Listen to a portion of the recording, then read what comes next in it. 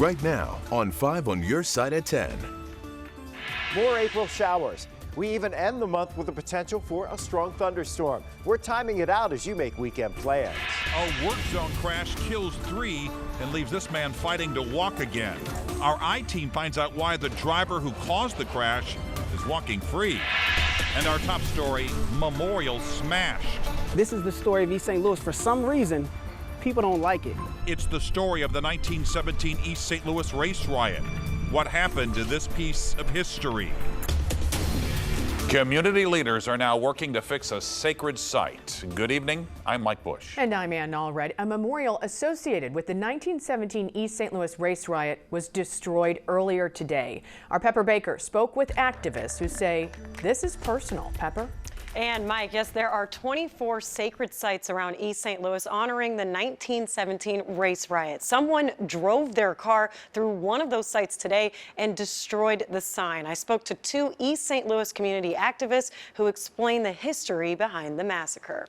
You could pass right by the empty lot on 17th and Bond Street in East St. Louis and not even realize it holds significant historic value. Dr. Leroy Bundy, and he was accused of starting the race massacre, but of course he didn't, and this is where his home stood. So in all accounts, this is one of maybe the most sacred sites. Nonprofit organizer Jeffrey Dixon recounts the history of the 1917 East St. Louis Race Riot when white Americans working in industrial jobs went on strike and companies replaced them with black workers. The white workers got mad and they came down to East St. Louis and they massacred black Americans. Reports say anywhere from 50 to 150 black Americans died. There are 24 sacred sites in East St. Louis that commemorate the men, women, and children who fell victim to the violence. It was not a race riot, it was a race massacre. Pastor Zach Chike took it upon himself to lay bricks around sacred sign number 2, formerly known as Dr. Leroy Bundy's property. And so I just decorated, made a little retaining wall around the sacred site sign. And I said, you know, I'm gonna come back tomorrow and put some mulch in there just to make it look real nice. The next day, it was destroyed. Literally the day after I put this up and it's made visible, somebody comes and rams right into it. It definitely appeared to be vandalized. The tire marks through the grass shows somebody jumped the curb and came up onto the grass and ran over the sign deliberately. They're reaching out to city leaders and the SIUE creators behind the sacred sites to fix the memorial, hoping to make it even better. You know, this is in the fabric, this is in the DNA of what East St. Louis is, and this is the story of East St. Louis. For some reason, people don't like it. East St. Louis police were made aware of the incident today. Chike says there is a chance that it could have been an accident. The 1917 race riot lasted 3 days from July 1st to July 3rd. Dixon is hosting the 2nd annual March for Reparations Justice for the Lives Lost during the massacre on July 2nd. Pepper, thanks. Owners of a medical marijuana dispensary will have to wait a little longer to find out if they'll be able to open shop in Des Peres. Within the last half hour, we learned city leaders need more time to make a final decision. Brent Solomon just got out of a Board of Adjustment meeting tonight, and he's live in Des Peres. Brent? Mike, let me show you why this has become so controversial. Right here behind me is where that medical marijuana dispensary wants to open, in the current Paper Dolls building. Well, 2 doors down is this, the Mathnasium Tutoring Center, which city officials say is technically not a school. At a Board of Adjustment meeting that just wrapped up, city leaders heard an appeal to that determination. Under state law, a dispensary cannot open within 1,000 feet of a school. The Mathnasium says it is a school because K through 12 students come here for math instruction. Attorneys argue Des Peres' own city code doesn't even define what a school is. They're also upset that some nearby businesses claim they were blindsided by Route 66 dispensary requesting to move in. If you asked people on the street what are the schools in Des Peres, they would name them off. And I do not believe they would include Mathnasium. For me to contact every building every time I have an inquiry, such as that which happened in December, would be exorbitant. I don't think there's any dispute that Route 66 must abide by this particular requirement in the ordinance. And I don't think there's ever been any question that the Mathnasium is only 45 feet away from the Route 66 dispensary. If we allow this, we are not protecting the children. Well, the manager for the adjoining plaza told the board several businesses are concerned and she fears their clientele would suffer if the dispensary opens next door. An attorney for Route 66 tonight questioned everything the opposing side had to say. This meeting actually lasted for about 3 hours on this specific topic. In the end, the Board of Adjustment saying they just can't make a decision just yet. They want to revisit this issue yet again in a special meeting on May 4th. We'll keep you posted. I'm live in De Pere tonight. Brent Solomon, 5 on your side. Just a week after a groundbreaking event, we're learning of a hiccup in the plans to redevelop the Crestwood Mall site. Just a few hours ago, the city of Crestwood responded to a lawsuit filed by the St. Louis County NAACP. The lawsuit seeks to block the use of tax increment financing to transform the site with a new Deerbergs, restaurants, and new homes. The NAACP argues that money should be used to address food deserts in other parts of St. Louis County. The city of Crestwood says it cannot use the TIF money outside Crestwood city boundaries. Officials call the lawsuit frivolous and politically motivated. Developing now in Jefferson City, just minutes ago, the Missouri State Senate adjourned after several hours of debate on legalizing sports betting. No vote yet. Last month, the House passed bills that would tax sports betting and bring in an estimated $10 to $25 million for the state. Tonight, we're learning more on how local lawmakers voted on that controversial transgender sports ban. It could potentially have a huge impact on high school athletes. Our Robert Townsend has new details. And Mike, the Missouri House approved the bill, you'll remember, on Monday. Now lawmakers on both sides are not mincing words when it comes to talking about the transgender sports ban.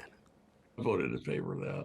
When it comes to the bill aimed at limiting transgender athletes in high school, Missouri State Representative Chuck Basie from Rocheport is clear on where he stands. I think it's very important that we get this in Missouri law. He's not alone. Monday, the Show Me State's GOP-led House voted 93 to 41 to require trans high school students to compete on teams that match the sex on their birth certificate. I think it's inappropriate for a biological male to compete in sports designed for females only. Representative Shamit Dogan from Baldwin was one of 2 Republicans who voted against the ban. In a statement, Dogan said, quote, "The legislature should establish a bipartisan commission to study this issue and develop legislation that attempts to be fair to all youth who want to play sports on a level playing field." Dogan added, "That's not the approach this amendment took, so I voted no." All 7 Democrats from St. Louis, including Representative Rasheen Aldrich, also voted against the measure. Aldrich says this bill sends a very negative and insensitive message to potential trans athletes and the trans community. Leah Thomas from the University of Pennsylvania recently sparked outrage after winning a 500-yard freestyle race at the NCAA women's swimming competition. The 22-year-old born Will Thomas became the first transgender athlete to be crowned an NCAA champion after transitioning from male to female. Local lawmakers admit they talked about the high-profile case before they gave the House ban the green light. Frankly, I think it's kind of disgusting that they are focusing and picking on trans youth. I think it is the thing to do. Again, transgender girls are already prohibited from competing on girls' teams unless they're undergoing hormone therapy. That transgender sports ban now goes to the Senate. 2 more people are now in jail accused in the murder of a cab driver. St. Louis County Police arrested 19-year-old Karan Deese on murder charges. A 17-year-old is also in custody, and 2 18-year-olds, Jeremiah Allen and Taiwan Harris, were already charged in this case. Police say they killed this man, Dwight Price, during a robbery on Sunday morning. Police found the body in Hazelwood Central's high school parking lot. We now know what caused the untimely death of former State Representative CORA Faith Walker. The St. Louis medical examiner determined she passed away from a heart condition known as non-ischemic cardiomyopathy. Walker was just 37 years old when she collapsed at the Live by Lowe's Hotel last month. She developed basically a short circuit in the electrical stimulation of the heart that led to an arrhythmia that caused her death. So she basically was acting perfectly normal, walking down a hallway, and just collapsed. The night before, she had attended a birthday party for St. Louis Mayor Tashara Jones. After her death, the DEA questioned first responders and served subpoenas, but the medical examiner says there were no illicit substances in her system. A full autopsy report will be available sometime in the coming weeks. A spokeswoman for Walker's family tells 5 on Your Side the family is not issuing any statements today. In less than 12 hours, Boeing will reveal its first new aircraft in more than 30 years. The T-7A Red Hawk is a training aircraft for the U.S. Air Force. They'll deliver it to the Air Force tomorrow. It will train the next generation of fighter and bomber pilots, simulating threats in the air. The plane was built right here in St. Louis. The name Red Hawk honors the legacy of the Tuskegee Airmen, paying homage to their signature red-tailed aircraft from World War II. I'm the only one that can still speak for us that were involved in the accident that day. He survived a horrific crash that killed 2 of his co-workers. Now this MoDOT worker is seeking justice and questioning why the driver who hit them is still roaming free. A close call for a school bus. The reason the driver of an out-of-control big rig is being called a hero. A warmer weather pattern taking shape. That means showers and thunderstorms in typical St. Louis spring fashion. We're tracking the chances heading towards the weekend while you're making your plans. Russia continues to intensify its attack on Ukraine. Now it's taking action against 2 Ukrainian allies. Moscow has cut off the supply of natural gas to Poland and Bulgaria. The European Union calls this move blackmail. Tonight, a former Marine being held prisoner in Russia is expected to arrive back in the U.S. Today, President Biden signed off on the prisoner exchange of Trevor Reed for a convicted Russian drug trafficker. Reed's health has been deteriorating since he contracted COVID last year. His parents in Texas are awaiting his return. I mean, we're excited. We know he's on the plane, but I think it's going to really hit us when we get to put our arms around him. 2 other Americans, Paul Whelan, a former security executive, and WNBA player Brittany Griner, were not part of this prisoner exchange. A close call caught on camera. A big rig lost its brakes on a rural highway in Ohio. Straight ahead was a stopped school bus with kids inside. The 18-wheeler's horn was blaring to warn the drivers ahead. Somehow the driver was able to weave through the stopped traffic without anyone getting hurt. The truck driver was credited by police for his quick and professional actions. MoDOT worker Michael Brown knows his physical recovery from an accident that left 2 of his co-workers dead is going to take years. Now he's feeling like the hunt for justice is taking that long too. Tonight he's telling our I-Team's Christine Byers about his frustrations with St. Louis County Prosecutor's Office and what prosecutors have to say about the case. 5 hours. No pain, no gain. 5 days a week. If I go home and I'm feeling fine after day therapy, then obviously I didn't work hard enough. That's the physical rehabilitation schedule Michael Brown is on to try to get his life back. He was working for the Missouri Department of Transportation November 18th when a car barreled through his job site, killing 2 of his co-workers, James Brooks and Caitlin Anderson. Caitlin was pregnant. 3 people were killed that day. He has no memory of what happened that day or about 4 months before the accident.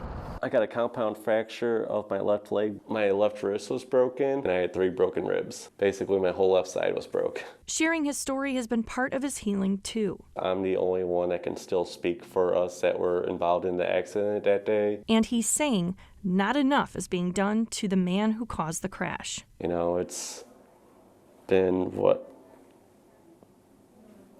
5 months since the accident, and he's still roaming free. The Missouri Highway Patrol determined the driver may have experienced a medical issue.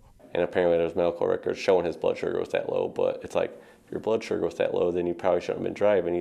The couple of times I've talked to the prosecutor, it's always that he has to wait for more information, more reports. The St. Louis County Prosecutor's Office told the I-Team the same thing, and that the case remains under advisement. For now, all Brown can do is wait and work on his physical recovery. He has come really far.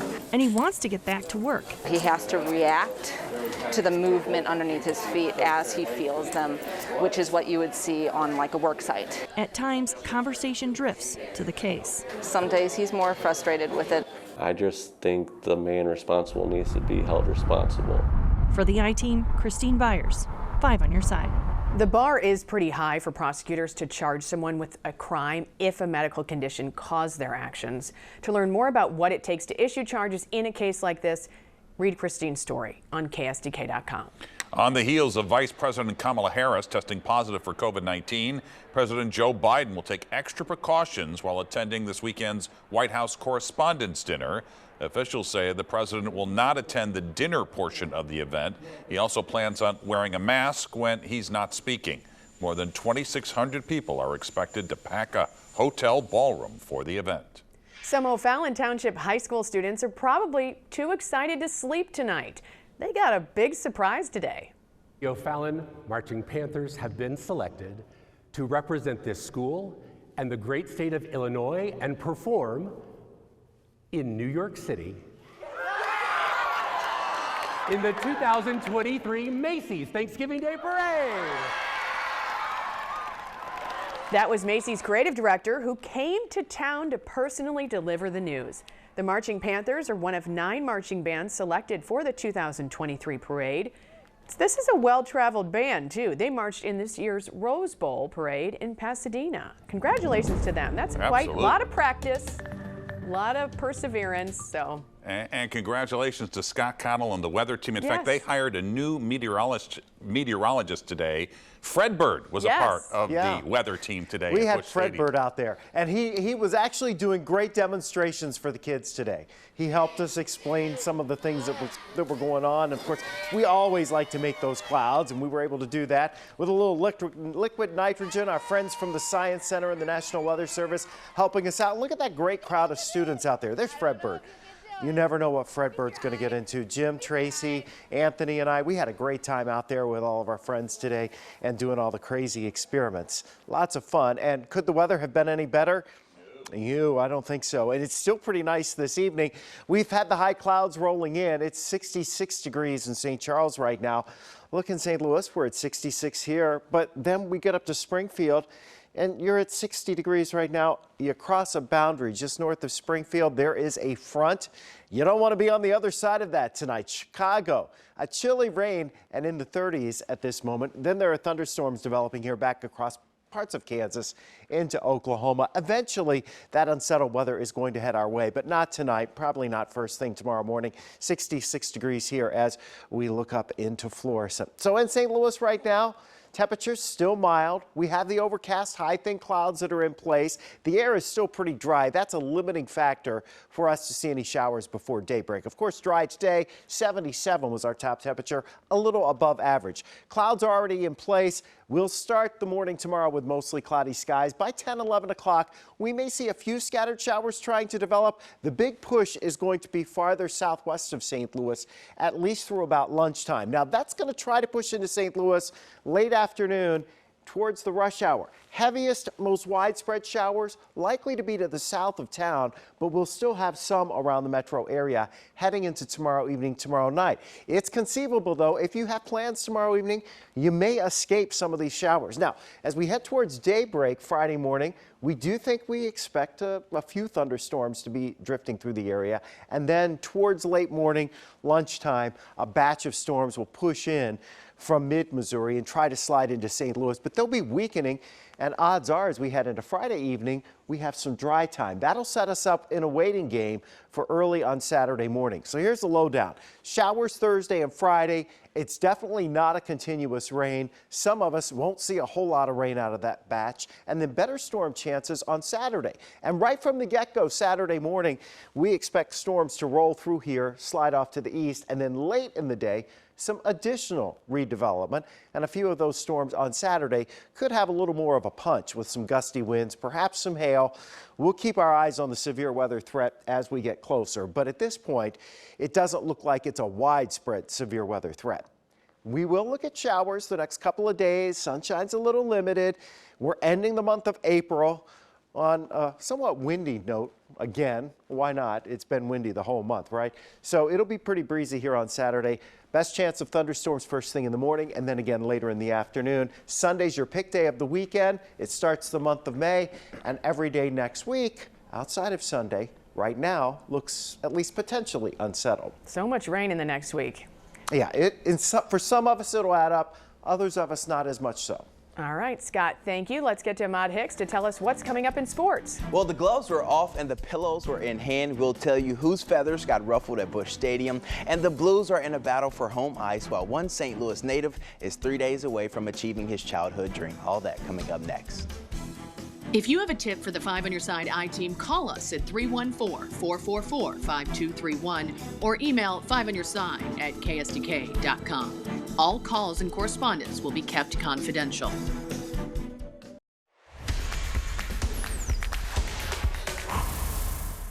There's rules in baseball, and then there's unwritten rules in baseball. Like when your batter gets hit by the ball, your pitcher is supposed to go out that next inning and plunk someone right back. Weird, right? But rules are rules. Before we get to the pillow fight, let's talk about the action. Steven Matz got the start, and well, to say the least, it could have been better. 4 innings, 4 earned runs for him, but he did have 6 strikeouts on the afternoon. The offense was like our weather recently. Started off real cool, then got really hot out of nowhere. And the 5th inning, the Redbirds managed to bring in 5 runs. They ended up winning 10-5 and improved to 10-7 on the season.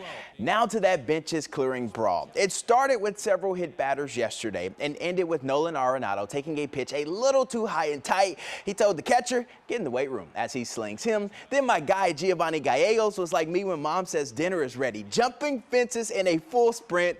And then here's first base coach Stubby Clapp taking Pete Alonso to the ground. For a minute, you'd think this was Enterprise Center. All in all, the Cardinals didn't see anything wrong. I don't know. I just didn't like where it was at. You know, like I said, I figured it was coming. It is what it is. I just didn't like where it was at. Is that what you're trying to communicate to Lopez in that moment? Yeah. Just go lower. I don't think anyone in the big leagues appreciates getting thrown up top. Nolan has every right to react the way he did and go after him, and we'll protect that. If you're a Blues fan, I know it wasn't the outcome you expected to see when you woke up this morning as they fell to the Avs 5-3. But no worries, the Minnesota Wild lost as well, so those playoff standings remain the same. Torrey Krug said the boys played a good first period, then let their foot off the gas, and that's when the Avs capitalized. It's kind of late in the season to go through a learning lesson, but that's how the Note are describing that loss as they head into the playoffs. The game was right there at the end, but again, you know, when you have a second period like that, it just puts you in a tough spot. You know, at some point in the playoffs, we're going to be down a couple goals late, and the resiliency and competitiveness by the group is important, and it gives us confidence moving forward that we can score and you know, get ourselves back in the game. So it's bound to happen at some point throughout the playoffs, and we can use that as confidence for sure. We're just one sleep away from the opening round of the NFL draft, and for several St. Louis natives, they're expecting to hear their names called this weekend. Like former Pattonville quarterback Caleb Ellaby. The last 3 seasons, he was tearing it up with the Western Michigan Broncos, throwing for more than 6,000 yards and 45 touchdowns. Ellaby, the oldest of 5, says he wears the number 5 to show his siblings and those around him good things come to those who sacrifice. Sacrifice is worth it, you know, waking up early, 5 a.m., developing a routine, opening a book, rolling out, you know, taking care of your body, watch what I'm eating. You know, you have to make those type of adjustments to be able to receive the benefits that you want, you know, to be able to have the opportunity to play in the NFL. You know, not too many people really had that opportunity. Back to baseball. Last night in Cincinnati, a foul ball goes up into the seats and it's caught by a fan holding a baby, holding the bottle that's feeding the baby. Now, those are some extreme dad skills. Watch it one more time. He even made the catch over another fan trying for the ball. And we end tonight's show with some big news. You won't be seeing me for a little while, and no, I'm not in trouble, and no, I'm not leaving 5 on your side, but I am going to take some time away to be a dad. My girlfriend and I welcomed our first child to the world a few months ago. His name is Houston Hicks. He couldn't wait to get here, so he's been spending some time at a NICU in Memphis, but tomorrow he gets to come home and get all the love from mom and dad. And here's him sporting some Memphis Grizzlies stuff because he's so cute. So, yeah. I am so excited for you and Simone. He has been such a fighter. Yep. You all have been so brave, and he has been he has behaved and listened to you because he is just eating and eating and eating and gaining weight. He is just he's like more than 7 pounds now, right? Well, he was born 2 pounds 10 ounces, and just yesterday he was 6 pounds 4 ounces in a little over 2.5 months. So cute. That's fantastic. So happy for you. Well, thanks, best guys. of luck. Thanks, guys. We'll be right back. Anheuser-Busch is bringing a Ukrainian brew to the U.S. Chernihiske is Ukraine's most popular beer, and it'll be brewed in New Jersey. If you want a taste, you'll have to travel to LA, New York, Chicago, Houston, or Phoenix, but proceeds will go towards relief efforts in the war-torn country. The hazards of outdoor living. There is a rattlesnake, a huge one, sitting in the middle of a patio couch in Texas. The family is watching a basketball game. You can hear them. They just gone in to grab some food. Real quick, that was it. Well, that happened, and a bite from that guy could be deadly. The homeowner grabbed his gun, and let's just say the snake rattles no more. There you have it. 5 on your side at 10. The Tonight Show starring Jimmy Fallon is next. His guests tonight, David Spade and Lucky Day. Start your day with Today in St. Louis at 4:30 a.m. Have a great tomorrow.